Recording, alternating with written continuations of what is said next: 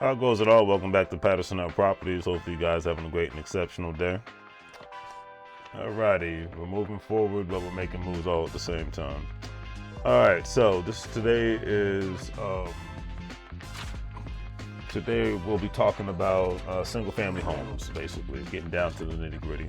So at the end of the day, single family housing, there's a shortage because for years we've all been hearing about housing shortages all over the United States of America. Whether anyone wants to actually do anything about it's another story for another day, because there have been areas of the country where former commercial office buildings have and are being converted into apartment buildings, multi-units, etc., and so forth. However, the need for single family homes has intensified because lots upon lots of real estate developers have opted out, and I've talked about this before, have opted out of developing single family home communities for a variety of reasons.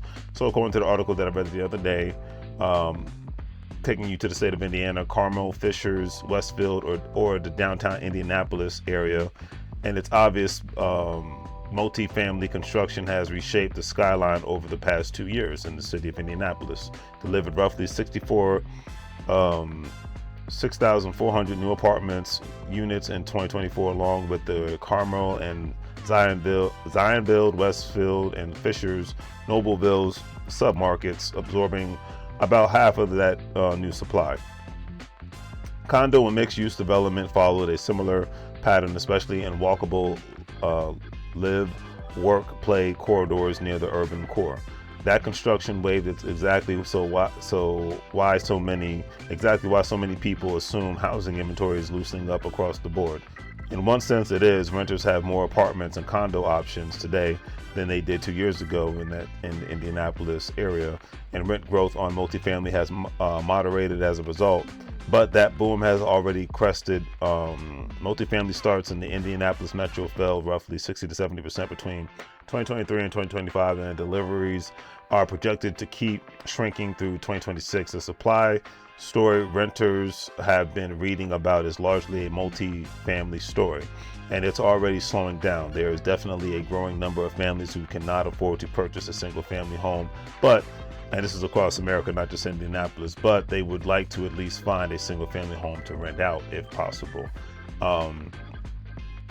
Like I said, a lot of developers said that, hey, a lot of people can't afford to rent or buy a single family home, and the materials to develop single family home communities is just not feasible. I mean, heck, even in the DMV area, I've noticed that mostly townhomes, multifamily units, and apartments have been the main thing that have been being built. But when it comes to single family homes communities, not many of those, since I say right before the pandemic and during the first 2 years of the pandemic, that was the last time I saw a lot of single family homes being built in the DMV area. But since 2023, 2024, it's just been mostly apartments, multifamilies, and townhouse communities. So, and that's just in my backyard. I'm sure it's like that. Comment, let me know if it's like that in your area in the United States of America. But anyways,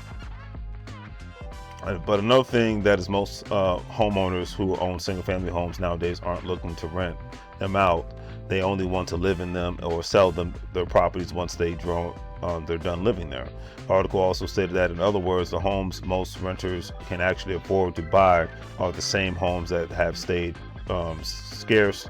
Even in the headlines tout that rising inventory.